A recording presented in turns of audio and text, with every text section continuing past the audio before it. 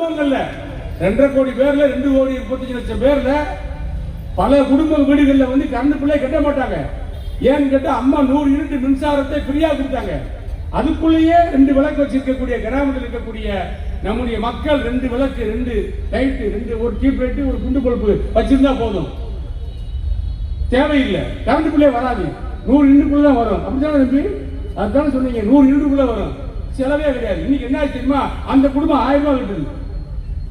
எல்லா பக்கத்திலும் எப்படி எல்லாம் வரியை விதிக்க வேண்டும், மக்களை துவைக்க வேண்டுமோ துஷ்பிரயோகம் பண்ணி வரியை விதித்து இன்னைக்கு ஏழை மக்களை மீண்டும் ஏழையாக்கிய வரலாறு தான் திமுக வரலாறு. அண்ணா திமுக அம்மா முதலமைச்சர் இருக்கின்ற பொழுது மிக்சி கிரைண்டர் ஃபேன் கொடுத்தார்கள், லேப்டாப் படிக்கணி கொடுத்தாங்க. அதற்கு அந்த துறைக்கு சிறப்பு திட்ட செயலாக்கத்துறை என்று ஆரம்பித்து அதற்கு முதல் அதற்கு ஒரு மந்திரி பதவியை எனக்கு தான் கொடுத்தார்கள். அந்த பணியை நான் தான் செய்தேன்.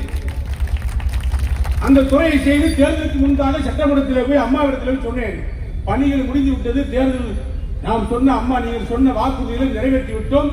தமிழ்நாட்டில் இருக்கக்கூடிய அத்தனை ரேஷன் கார்டு உள்ள ஏழை எளிய மக்கள் அத்தனை பேர்களுக்கும் பாகுபாடு வேறுபாடு பிரிவினை பார்க்காமல் அத்தனை பேருக்கும் மிக்சி கிரைண்டர் ஃபேன் கொடுத்து விட்டோம் என்று சொன்ன உடனே அம்மா இடத்தில் கேட்டார், அப்ப நாளைக்கு சட்டமன்ற கூட்டத்தொடரில் அறிவித்து விடலாமா? அதிமுகவில் நான் அறிவித்த தேர்தல் வாக்குறுதி நிறைவேற்றி விட்டேன் என்று சொல்லிவிடலாமா என்று கேட்டார்கள். அம்மா சொல்லலாம் என்று சொன்னேன். எதற்கும் ஒரு வாய்ப்பாக எங்களுடைய செக்ரட்டரி அழைத்து பேசினார்.